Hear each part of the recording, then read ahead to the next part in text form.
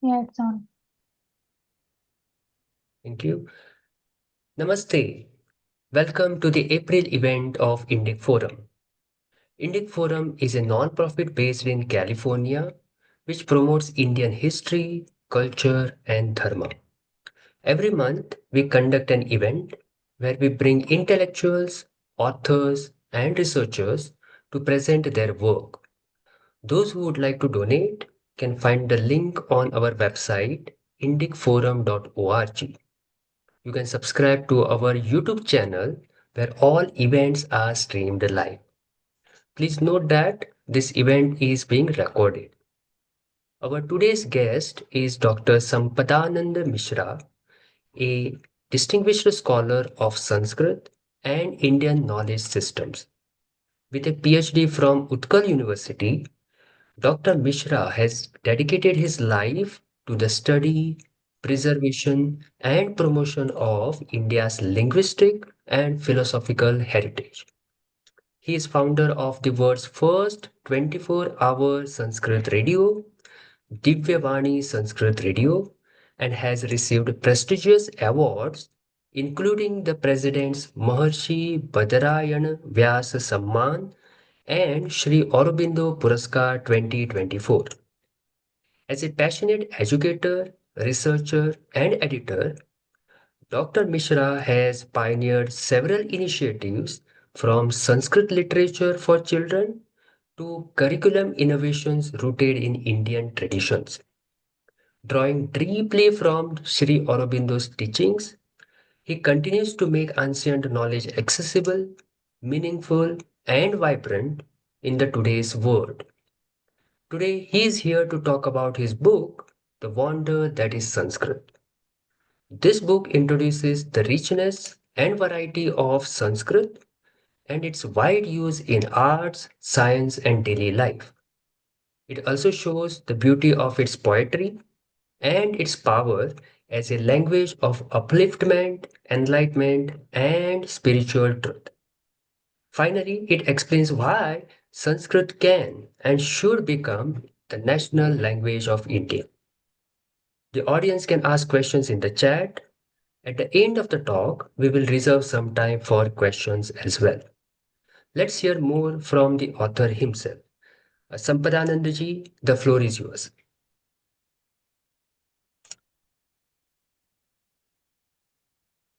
Namaskar to all of you. So, today it's a very auspicious day, Hanuman Jayanti. Hanuman, who is a symbol of Shakti, Bhakti, and Yukti. So, paying my utmost sincere pranam to Bhagavan Hanuman, Sri Ramachandra, and all the Rishi tradition. Let me start with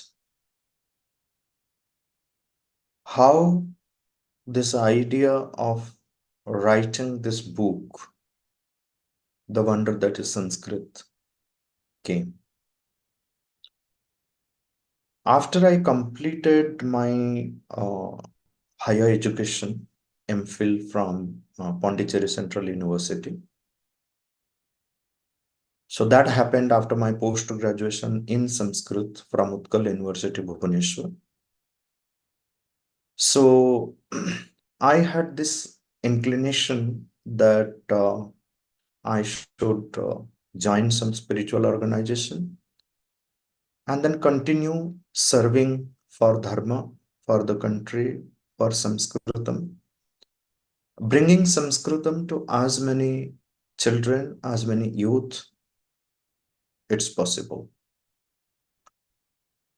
But when I started teaching Sanskritam to the young ones, so for example, whenever we had in Pondicherry, say some youth are coming from some university, some school children coming. some teachers training happening. We always kept some Sanskrit sessions for them in Pondicherry. But the response was very, very poor. In spite of my innovative ways of teaching Sanskrit in a very different way, very innovative, engaging way, in spite of that, there was hesitation, there was resistance. Sometimes even like the teachers, principals, they say like, why are we taught Sanskritam? Why are these sessions being conducted? We don't need it. So that then, put a question in me that why this youth or many people are not showing any interest in learning this language. So then the work started right from the beginning, from 1995 onwards till 2001. For 6 7 years, this effort was to find out the most beautiful, inspiring components from the Sanskrit literature, from the language itself, its history, its beauty, its charm, its grammar, its literature, poetry, values. What can inspire people? So, the beauty and charm of its poetry, the beauty and charm of its grammar, the beauty and charm of its uh, you know, contribution in various branches of science and technology. So all these different topics, they popped up. Then the whole organization of materials started. So this is how the book came into existence, where the first chapter was an introduction to Sanskritam and the whole purpose of writing this book. Then there was the chapter 2, where the purpose was to introduce the beauty and charm of Sanskrit, Vyakaranam, grammar, various aspects of it. The third chapter, which is a very interesting chapter, lot of beautiful, wonderful compositions, which are truly wonders. Some of the examples I will share here also. So that entire chapter was dedicated for amazing poetry. It's not possible in any other language. So one wonders ki where, how someone was capable of writing this. Is it really possible by a human mind or by any language? So one finds, like amazingly examples where the mind, the culture, the language, everything merges into a single whole. Beautiful examples. It's difficult sometimes to even uh, well, convince oneself whether it is poetry or it's mathematics or it's science or it's art or it's a linguistic wonder or what it is. Such wonderful examples are there. So some of these examples which I will share. So then after this book, whenever there was session, any opportunity, so I started speaking about these wonderful aspects of the language, which appealed to many youth, appealed to many people, thousands of youth, thousands of people. After listening to these stories, these examples, they get inspired. The journey has been really encouraging. Many people call me, write to me that how they get inspired by all these different talks about the language, the approach that I have taken in explaining the beauty and charm of Sanskrit, poetry, grammar, and various other aspects of the language. So, which encourages and inspires others, and many people have taken up Sanskrit studies by reading this book or by coming in contact with any you know any talk or anyone who talks about this book to others. So many people have taken Sanskrit by reading this book, have started learning Sanskrit. I remember there was one Vishwanathan who came all the way from Malaysia and then sat with me, learned Sanskrit, and he didn't know any Indian language, but he was very, very sincere. So he, within 3 months, so sincerely he studied, then he took a sankalp. He took this resolution that he will study the entire Ramayana without taking help of any translation. And he did that. The entire Ramayana he completed without the help of any translation on his own. And anytime he has any doubt, so he will just, come to me or write to me. And then he came to Pondicherry, settled there, but unfortunately he left his body for some reason. So, but he could prove that, like if someone sincerely, intensely wants to learn the language and learn it in its true sense, it's possible that one will avoid any translation by anyone else and then read the original and understand. He took that approach and then did that. So many people coming from various parts of the globe. So they come, they learn, and then they become inspired. They start uh, giving lessons to others. There are so many students of mine who have become good teachers. But at the basis of, like, when I start with these examples. And during the classes also, like, I do show them various kinds of example. Now the question is, like, let's talk about the language itself. For me, right from the beginning, because I'm with Sanskritam right from my childhood. And this is an amazing language.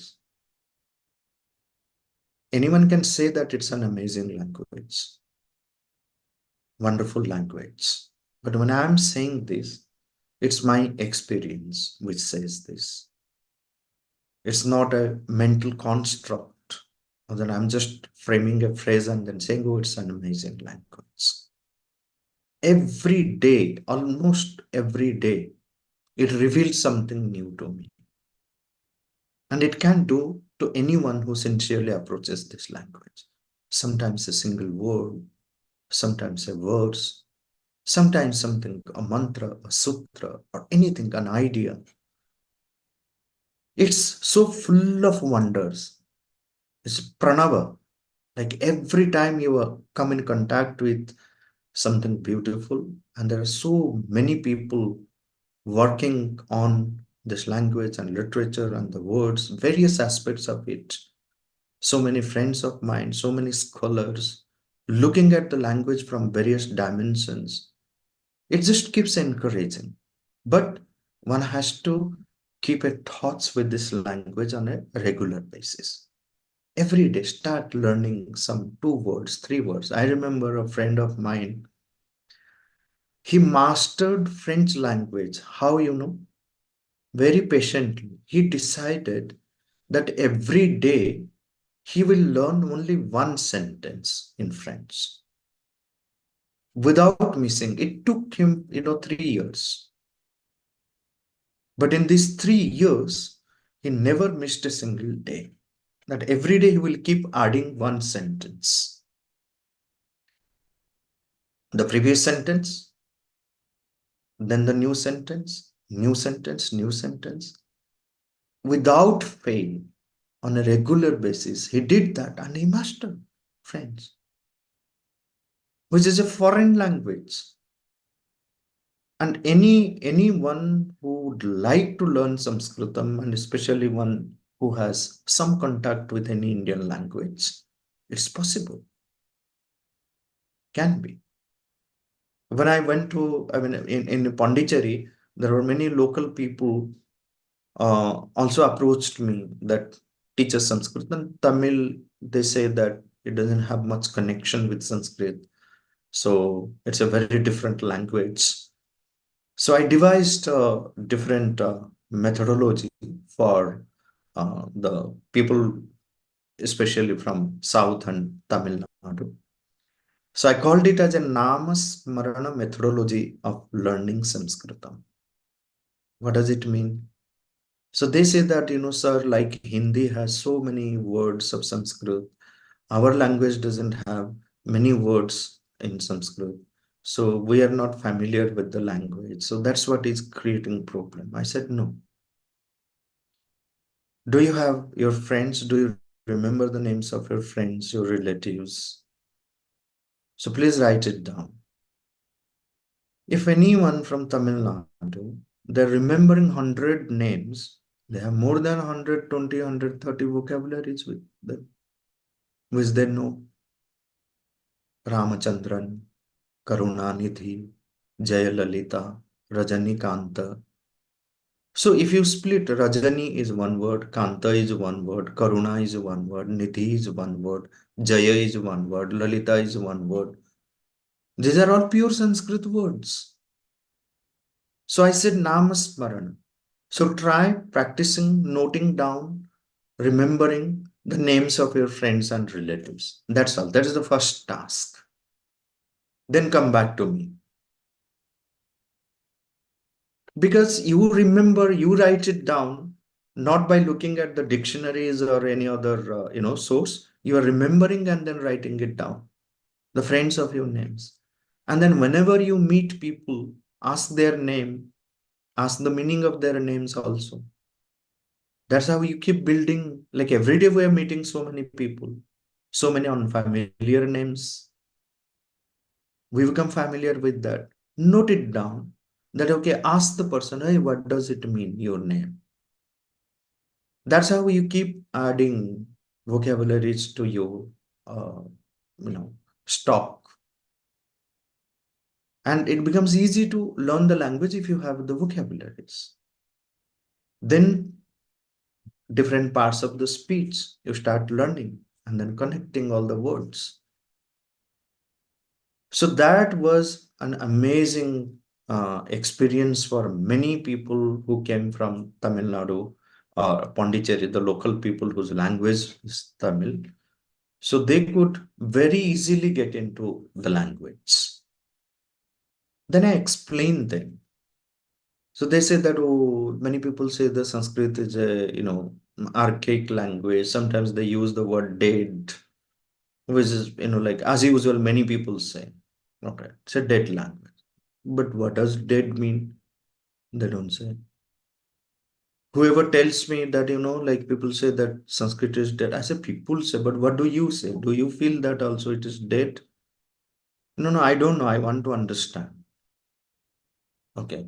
Do you understand what does dead mean in English? How many different meanings dead has? The problem is not with the dead language. The main problem is when it gets translated into any Indian language, when we translate it as a Mruta Bhasha. The problem is there.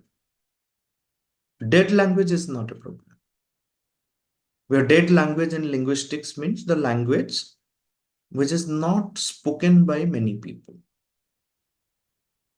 Dead and living language, that is the meaning in the linguistics. Living language means like spoken by many. Number of speakers are many. Dead language means number of speakers are less. But it's not Mruta. Mruta has a different meaning. We do say that my telephone is dead. Can you say that Mruta Duravani? That will sound funny. In economics, we were taught a concept called dead capital. The capital which we do not invest, it doesn't grow. You call it a dead capital. You cannot say Mruta Mooladhanam. It's funny. It's ridiculous. In the post office, you say it's a dead letter. A letter which doesn't have address, it cannot go anywhere, so it's dead. But it cannot be mrutapatra. Cannot be. It's wrong. You can tell it that it is sanketa rahita patra, a sanketa bihina patra, a letter without address, but not mrutapatra, right? Then you say, like, sometimes we use dead also as an adjective. Sorry, adverb. Oh, he's walking dead slow. If slow is manthara, mantharata, can anyone say mruta mantharata? No, it's ridiculous. So if here in the manda or manthara has atishayatva, excessive. Okay. So you cannot see it as mruta mantharata. So dead itself has so many connotations, so many shades of meaning. The problem is like with the translation. The mrutta, like dead, is always not like the dead body, what we understand as dead body. No, it's not like that. In dead telephone, you have to say it's a nishkriya, nischala, or achala. You have to make it sakriya, right? In workable condition. It's not functioning. It can function. So the language, especially when we talk about Sanskritam, it's a language which is not just ever alive, it has the power to make deads alive. It's like a Sanjeevani. But one has to enter into the spirit of this language. The language itself can take care. It's a Shakti, it's a force. One has to approach it from a different angle. Unless and until one's purpose of learning is aligned with the very swabhava of the language will be difficult to learn. And especially language like Sanskrit. One has to understand the very swabhava, very nature, the the spirit of this language. One has to understand it. So let's dwell upon what is the spirit of this language. Why is this language so important language? What it contains within itself. One thing which I explain by giving some examples. Let me start with that. So, in English, we have this, I mean, in every language, we have the active voice and passive voice, right? And nowadays, the technology, the AI-driven technology, what it is doing with the language, you can see. Try writing a passive sentence, it becomes red marked. Why? So there is a sincere effort in completely eliminating the passive voice. Why? Passive is not natural to most of the conventional language. Passive is not natural to English. Active is natural. Why? You will see, say for example, if I ask you, tell me the passive form of I sleep. Is it possible? No. I laugh. Not possible. Because these are intransitive verbs. So the verbs are divided into intransitive and transitive, with object and without object. Now, I sleep doesn't have any object. It's intransitive. Passive is not possible. Passive is only for the transitive. But in Sanskrit, if you say, aham hasami, I laugh, you can have a passive form of it, maya hasyate. It's very, very passive is very natural to Sanskrit. I sleep, aham nidrami. You can have a passive form of it.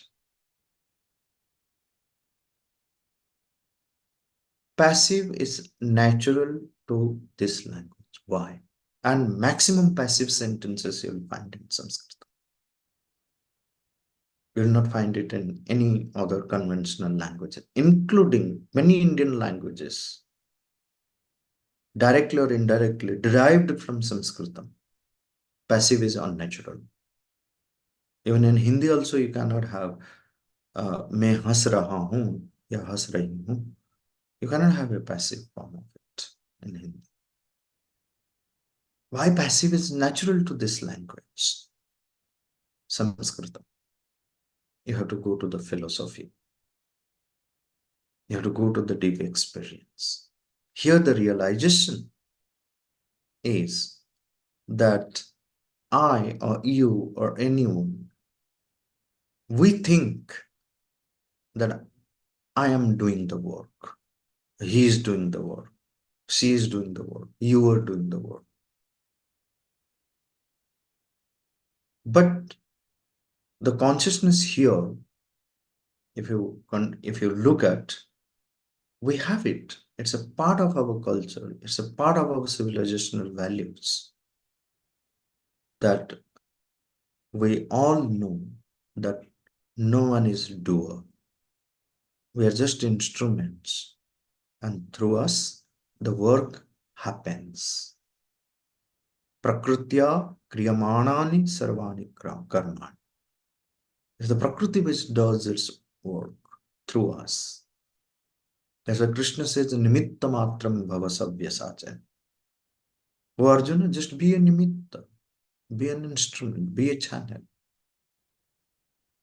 What strength you have that you can do anything? It's the divine which does. We should remain grateful to the divine that the divine had chosen us to be an instrument for carrying out his work, her work. This is a part of our culture. This is part of our civilization. So when we are using passive sentence, and passive is natural to a language which has got maximum passive sentence, if I'm constantly using passive form, it shapes my consciousness, it shapes my character. It creates that sense of instrumentality that I am not the doer. That kartrutva bhava, the sense of doership, becomes absent or vanishes. The sense of instrumentality grows. More humility comes. Sense of surrender, self-giving becomes natural to that consciousness. That's how a language shapes the consciousness, shapes a whole culture, whole civilization. This is just one example. Like passive is natural to this language. And behind that is the realization, the experiences, the deep philosophy. You don't have an auxiliary verb in Sanskrit to have. Like you say, I have money. Do you have money? What do you have? In Sanskritam, there is no verb for I have. Isn't it interesting? One needs to observe these things. It doesn't have. No one can frame a sentence or translate directly that I have money. Not possible in Sanskrit. Because here, no one can have anything. You cannot possess anything. Here, the realization is Ishavasyam idam sarvam. Everything belongs to the divine. If one has anything also, that also belongs to the divine. We are just trustees taking care of that. This is a sense which becomes a part of our consciousness when we start consciously using this language. It has the sense of belongingness. That's why we say, like if you have to translate, I have money, or I have this, I have a vehicle. You have to say, Mama Yanam Asti. So Yanam Asti, that Mama defines the relationship that Yana belongs to me. There's a sense of belonging. There's no sense of possessiveness. They're two different things. We belong to each other. But the moment you start possessing, the whole beauty of enjoyment is gone. That's why it says, Tena Tyaktena Bhunjitha. Must enjoy. The world is created for enjoyment. But you can enjoy only when you are free from the sense of possession. So here, the language doesn't allow you to say, I have. We'll come to the question answer towards the end, Lakshmanji. So let me complete and then we will have a question answer session. So these are few examples. If another important thing which I want to say, very, very profound, very simple. I ask the youth, tell me what's the difference between vowels and consonants? Many people can't say what's the difference between vowel and consonant. Or to a great extent, people will say, oh, vowels are independent and consonants are not independent, dependent. With that, they close the matter. But if this is the definition, dependent and independent, on the basis of this, can you identify the vowels and consonants of other languages without someone telling you that these are vowels or these are consonants? No. We're, we're dependent on someone who has to tell us that, okay, these are the vowels and these are the consonants in my language. But Sanskritam is very different. It shows you the profound philosophy. There's a philosophy involved here. There's a great experience involved here. At the same time, the practical value of it. So the Shabdavali, the words, the terms in Sanskrit, vowel and consonant, will not give you the understanding of true vowel or true consonant. But when you come to the Bharatiya Shabdavali, you have a very different experience with the vowels and consonants. At a practical level, Sanskritam, when one starts learning Sanskritam in a formal way, you will learn vowel as asprushta. Asprushta means sounds without contact. When you say e, u, there's no contact of the articulatory organs. But when you say pa, there's a solid contact. You can feel that. You said ka. You said ta. This is solid contact. So all the consonants are sprushta. By using these two words, Sanskritam clearly defines the nature of vowel and nature of consonant. Any sound in any language, when it is articulated without solid contact, with more openness, is a vowel sound. Be it any language, I don't need to learn from someone that this is vowel and consonant.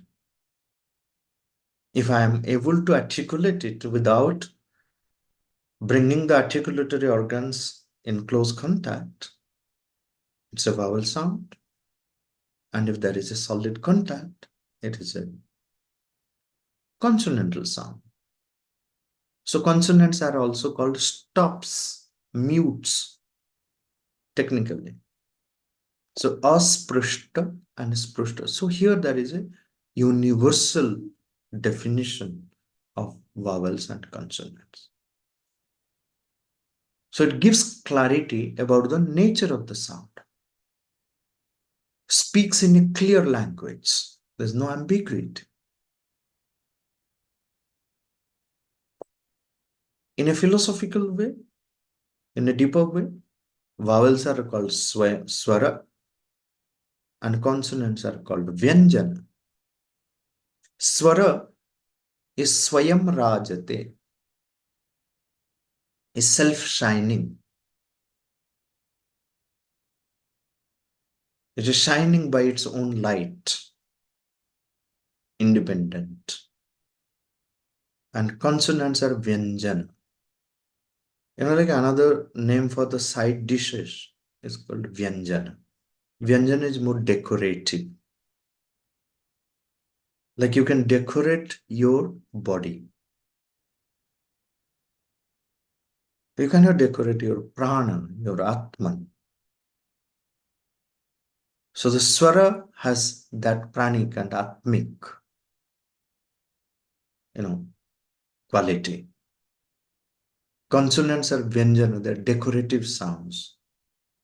You can decorate this. You say ka, ki, ku, kru, ke, kai. So with different vowels, it takes different shapes. Okay. The quality changes. Two consonants together, like ka. You can bring ka and cha together. So cha, different quality of sound. So that in Tamil, they call it very beautifully. Veerelidu and Meyelidu. Veer means prana. May means body, sharira. So the relationship between prana and sharira is the relationship between swara and vyanjana, the vowel and consonant. Which language you will find such kind of clear, deep, profound thoughts behind the language? And you look at any aspect of the language, whether it is its syntax, its morphology, its semantics, its phonology, phonetics, so many thousands of years before, the amount of work that you have in every field, the number of works and the amount of works. If you simply take phonetics, Shiksha Shastra, you have around 100 different ancient texts dealing with the phonetics. Why one book should have been enough? Why people keep writing about it? Still people keep writing about it. Shiksha Shastra. Go to semantics, from the surface level to the deep semantics. Go to etymology. We just take one subject, the language, the linguistics, and the different components of it. Enormous amount of work. The Vedic theory of speech, the Tantric theory of speech, the grammarian's theory of speech,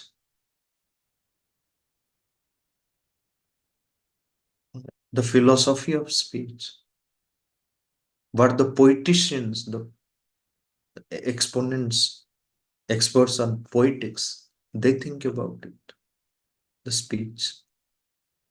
Speech itself, vak itself, is a huge concept.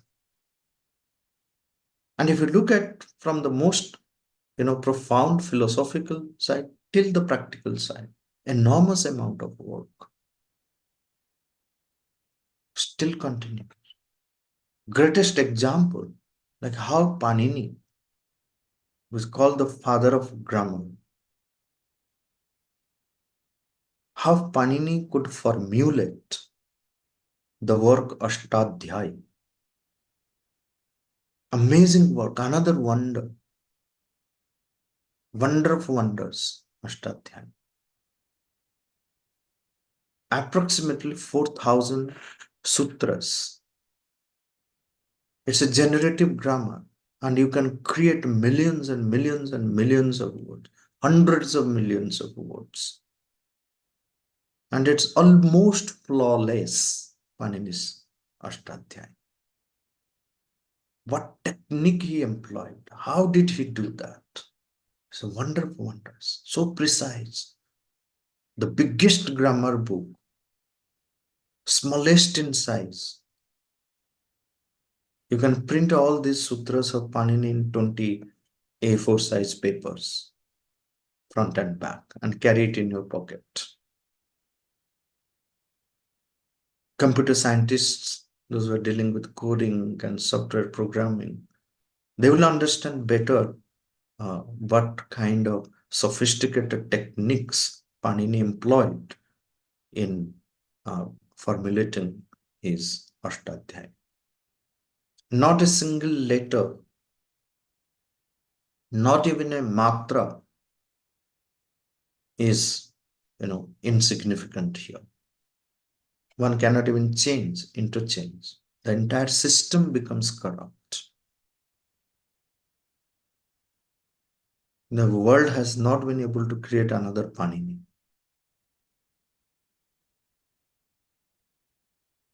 Kind of poetry, the kind of poetry, amazing poetry. I'll show you some of the examples before I conclude. The kind of, uh, expressions is beautiful, and the depth of the words. And here, the most beautiful, wonderful, and profound thing about this language, that here sound and sense, vak and artha, have an eternal relationship with each other. They are not isolated from each other. The artha emerges from the depth of the sound itself. Each and every word here in Sanskrit is conscious of its own history, is conscious of its own history. The word itself can tell you why it stands for a particular object, a particular idea. And if you enter into this aspect, dictionaries becomes redundant for you. The word itself will tell you why it stands, what it is. And this question of why, you cannot ask in other languages. Why hand is called hand? No answer. Why eyes are called eyes? Why this is called head? Why book is book? Very difficult. And you are not allowed to ask this question why. But in Sanskrit, you say like why this is called hasta. If you have a sensible Sanskrit teacher, he will tell you, he can convince you the answer that why this is called hasta. And very interesting again, it doesn't confine. So the word hasta comes from the root sound has. Usually people think has means to laugh, to smile. If the word hasta was used for mouth, where the smile takes place, would have been better. Why for hand? Hand doesn't smile. But hus is not to laugh. This root sound, hus, which we're using for laughter, laughing, smiling, is actually explaining, giving you the experience like, why are you smiling? What makes you laugh? You can go to the source of it. Just ask yourself, when you smile, do you shrink? No. Do you feel constricted, contracted, or you feel expanded? You feel expanded. So hus means to stretch. Hus means to expand. Hus means to open.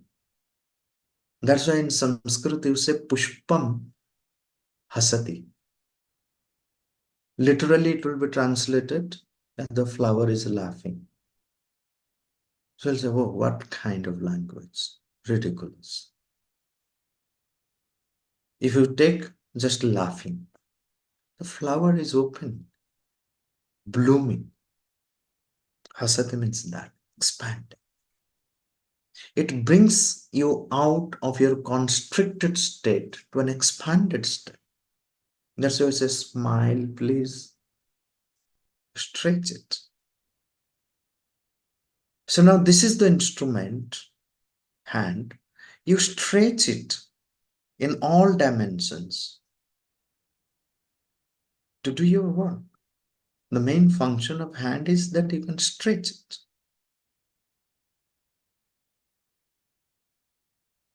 An elephant, the trunk of the elephant does the work of hand. It stretches up, down, side in any way. So that's why the trunk of an elephant is called hasta. Why it is called hasta? You can say, oh, it's not its hand. Elephant doesn't have hand. How will you translate?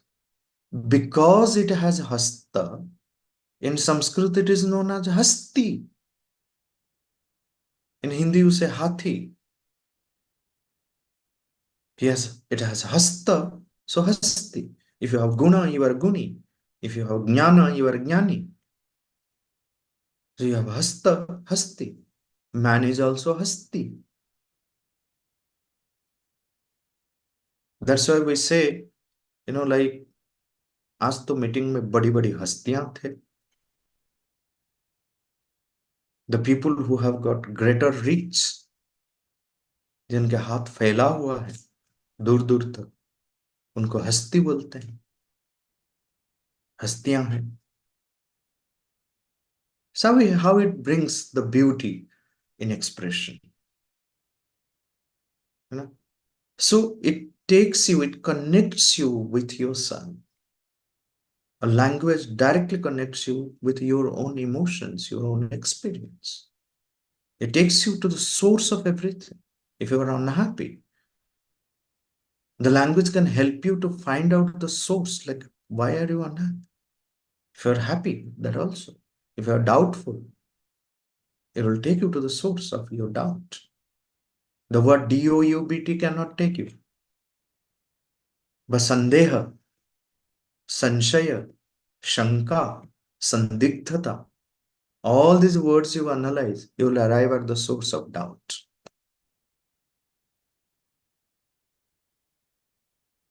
And I can prove it. through various examples by going deep into the root sounds, the various components of a particular word, and the amazing compositions. Amazing compositions. I will just, maybe at this point, I will share my slide and then show you one or two examples. This is the presentation which I prepared. Um,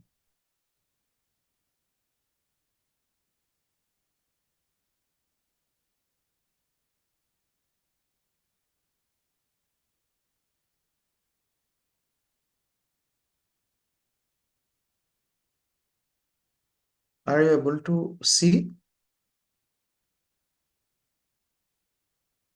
Anyone can confirm? Yes.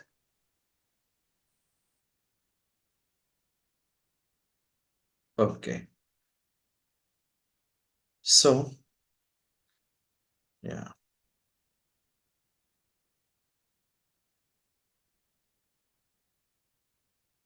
Yeah, one usually thinks of Sanskrit as only the language of religion, scripture, and prayer. But in truth, Sanskrit is a language in which almost every subject was written. There is, in fact, more non religious scientific literature in Sanskrit than texts on religious subjects.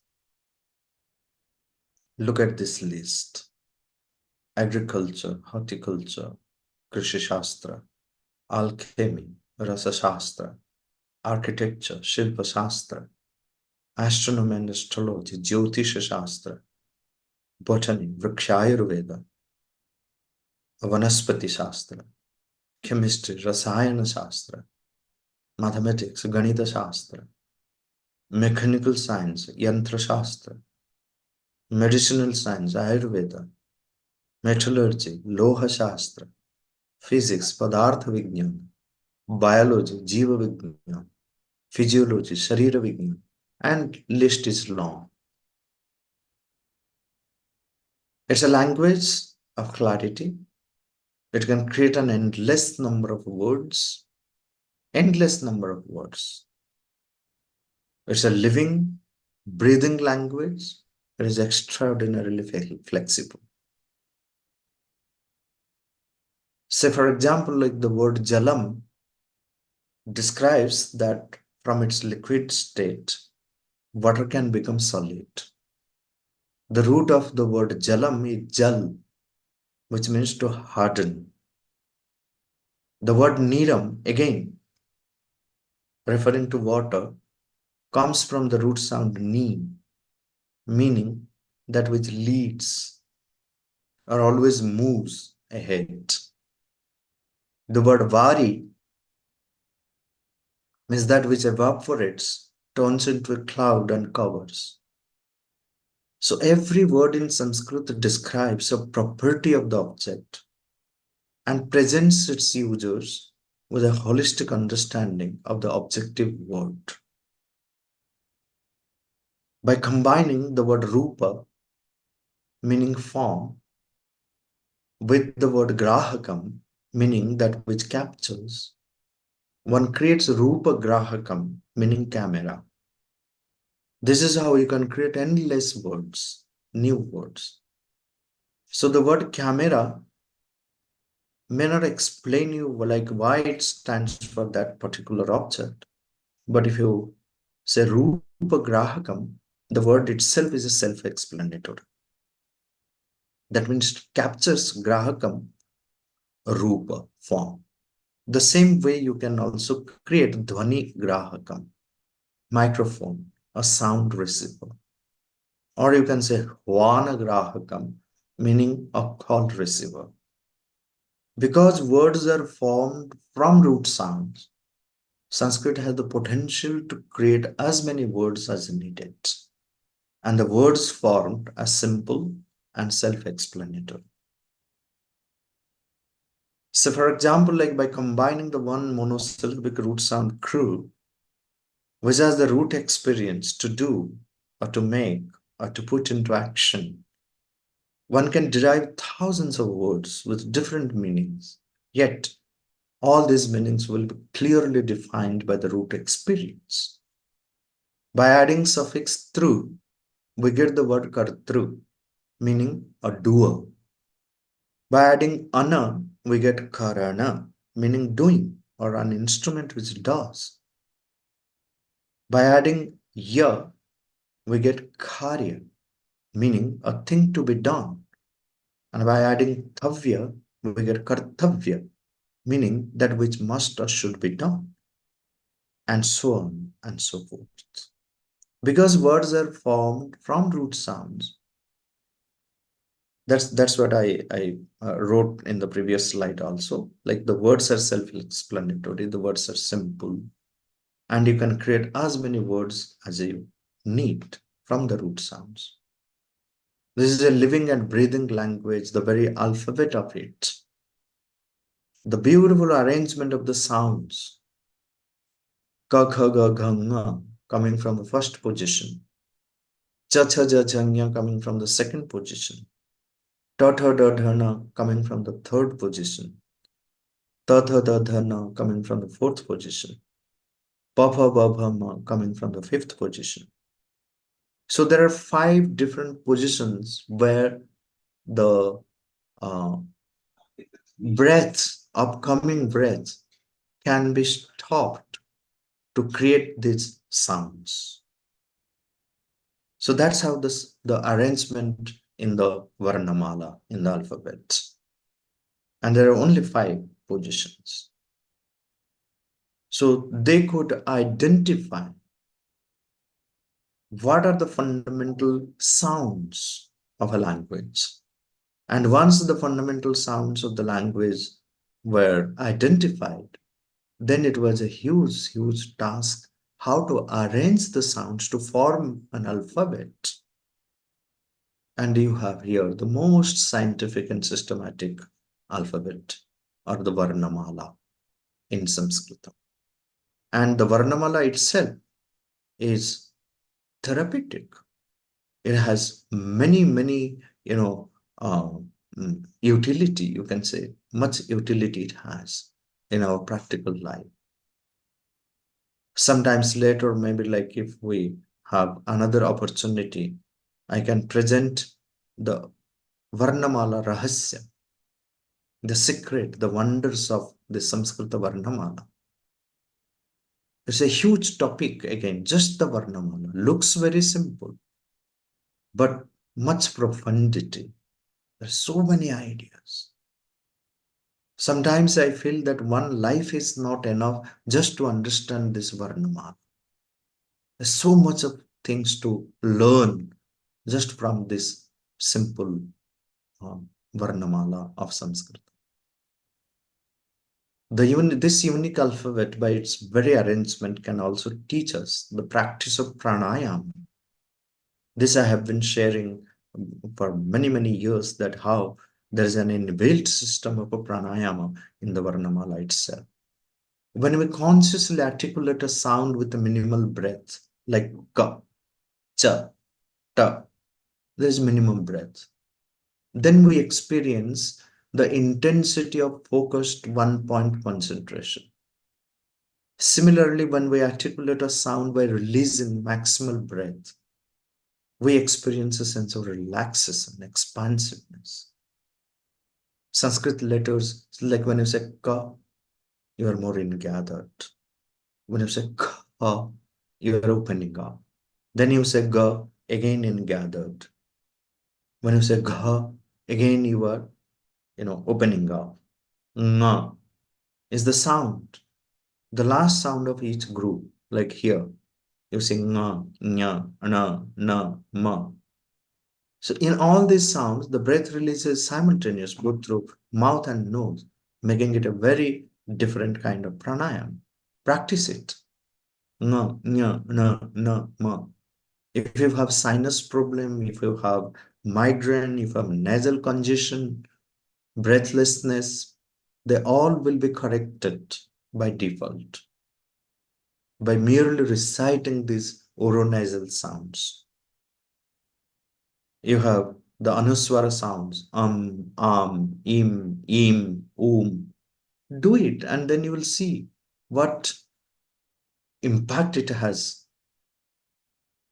on the person who is chanting, reciting every day. So similarly, you can use the rasya sounds, hana, hana, here, hma, here, hra, hla, hva. So it does a natural kapalabhati kriya, and then like this is called urasya because it has a direct impact on the uras. Uras means the lungs, the chest. Practice it and you see that it strengthens the lungs, purifies, makes it dynamic. Look at this sentence. Evil was I ere I saw Alba. This is a sentence which is said that it was spoken by Napoleon when he was imprisoned in the island of Elba. So he says, Able was I ere. Ere means before I saw Elba. What's so great about this sentence? You can read the same sentence from right to left or left to right. It reads same, means same. And this is what is called palindrome in Sanskrit. Palindrome in English. But in Sanskrit, you see the beauty of it, the creativity here. Here is a verse, just the first line, read Tam Bhu Suta Mukti Mudarahasam Vande Yato Bhavya Bhavam Dayasri. This is just the line. The second line is formed by reversing the first line. Read the first line from right to left. Sri Yadavam Bhavya Bhato Yadevam Samharada Mukti Muta Subhutam. Then from beginning to end and end to beginning, it is same. But it's basically one line. You read from left to right and you read from right to left. They form two different things. But at the same time, when you read left to right, it is about Rama, and right to left, it is about Krishna. Two different stories. How does a poet create? Two different stories from left to right, right to left. He has to take care of the grammar of the language, the metrics, the chandas, the topic that when you read from right to left, it has to be Krishna sense. When you read from left to right, it has to be Rama sense. Isn't it amazing? How does one create? And it's not just one verse. It's a style of composition called Viloma Kavya. Viloma Kavya. And hundreds and thousands of such verses. This particular verse itself is taken from a, Ramakrishna Viloma Kavya by Surya Kavi. There are 50 verses. Each verse you read from left to right is about Rama, right to left is about Krishna. What an amazing composition. What an amazing idea. And what a great amount of flexibility this language has. That it's possible in a language like this. And it's not possible in any other language. That's where lies the uniqueness of this language. Great amount of flexibility. Look at this particular verse. If I ask you, can you frame a sentence in English where I must see all the consonants of English in the same order? First B, then C, then D, then F, then G, H, then J, K, L, M, N, then P. Possible? No. In an Indian language? Yeah. Some of the Indian languages, for example, like in Odisha, we had one Upendra Bhanja, who has written a sentence where all the consonants, say from here, the example that I'm showing, from ka to ha, all the 33 consonants are there in the same order. Ka, khago, ghang, chichoja, jangyo, tauti dadandhana, tatho dadhin, papharva bhirmayorilva, shishamsa. So you have ka, kha, ga, gha, ng, cha, cha, ja, ja, nya, ta, tha, da, dha, na, ta, tha, da, dha, na, pa, pa, ba, bha, ma, ya, ra, la, va, sha, sha, sa, ha. All the 33 consonants in the same order. But here it's a poetry with a profound meaning, also composed by following the grammar of the language, the metrics of the language. Amazing, isn't it? That all the consonants in a single verse in the same order. Sometimes people say, "Oh, someone must have written it with lots of effort." Is there a second example? I did a little bit of research into it. So I could find another verse here. Aneka varna kramariti yukta. First line. So first line itself, it explains that here all these varnas are there in their krama. Krama means order. Kakha gagahanga chajahanga tota. Adandhana tota dadhona pampul. Babho mayuro lavashesha simha. So starting from ka to ha, all the consonants in the same order. Different words, different chandas, different meaning. Okay, second example. Do we have a third example? Yes. Ka kha ga ghanga cha cha ja janya ta tha da da ha ta tha da dha na pa pha ba bha ma ya ra la ba sha sha sa. And it has a meaning. It's a different Jinaraj Stuti. Can there be a fourth example? Yes. Here not only the poet writes from ha to ka. Ha to actually ka is missing.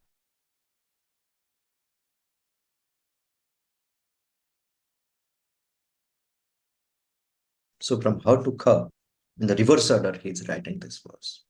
In fact, I have written one article about it, which is available on my Medium blog page. You can refer to. So this is how a language allows you in innumerable ways to compose poetry.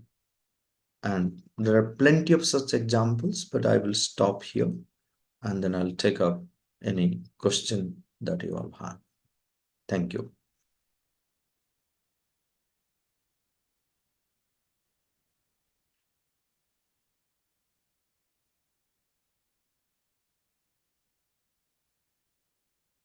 Thank you, Sampadananda ji. That was a engaging talk.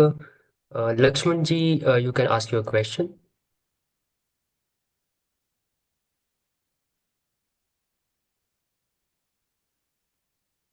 There is a question on chat. Can we call a computer mouse? Sorry, what will be called computer mouse? Okay, so on the internet, there is one book which is available, uh, a dictionary of computer science, the Sanskrit and computer science dictionary. So all computer related words, vocabularies, you will get it from there.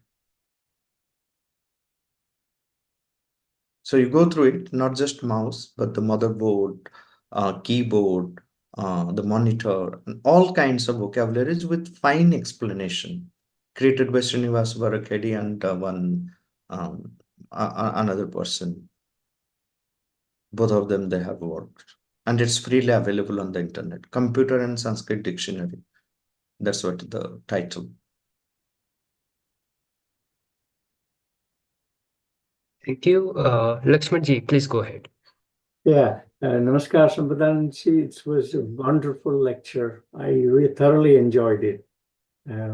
My question is related to where I could find this book that you have written recently, I think it's available on Amazon. or even here in the US, right? I think so.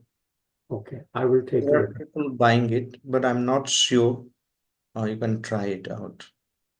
And also I remember the Shravana Manana Nididhyasana. I don't think that concept is there in any other language.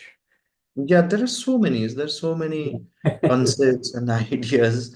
So that's not there.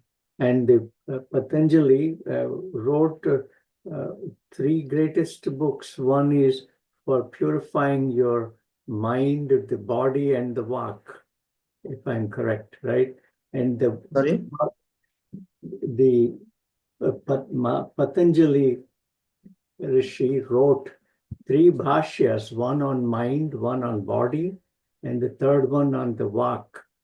The vak one, is it available to purchase or Yeah, see, but he wrote the Yoga Sutras correct for the mind, for the psychology right? And and for the the Mahabhashya for the language. And his text on Ayurveda, right, uh, health, I don't know whether it is available, but it goes by his name. but Mahabhashya for the language. What is the name of that book? Can we purchase Mahabhashya. Mahabhashya. Mahabhashya? It's Actually, it's a available, commentary on Panini's Ashtadhyaya. and it is available in a book form that you can purchase Yeah. with English translation. Or Yes. Yes. thank you very much. Those are my questions. Yeah. And the last one is asti means belonging. Yeah, Asti means it exists. Exists. It exists. Yeah. Thank But you. there is a belonging. Hmm? Okay, it belongs to me. Nice. The Thank you sense of very much. belonging. Yeah. Thank you. Amazing.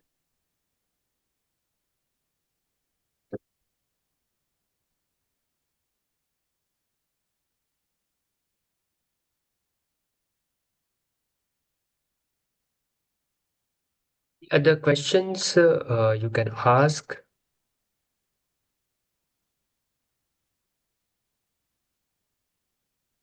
We have a couple of minutes.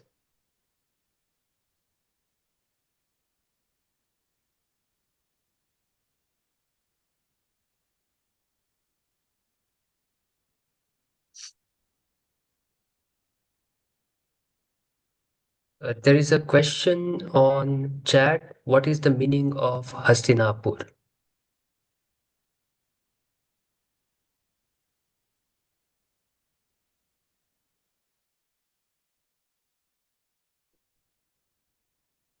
Sampadananda ji, there is a question.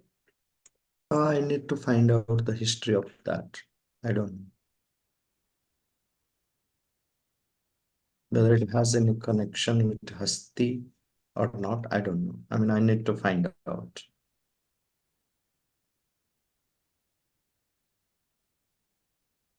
All right. Let me conclude. Thank you, Dr. Sampadanand for an engaging talk on your book. You gave us a wonderful glimpse into the beauty, depth, and versatility of the Sanskrit language. It was inspiring to see how Sanskrit is not just a classical language, but a living force connected to India's soul. We are looking forward to very much to reading this book. I thank all participants for attending this event. Recording will be available on our YouTube channel. You can register for future events on our website, indicforum.org. See you all in the next one.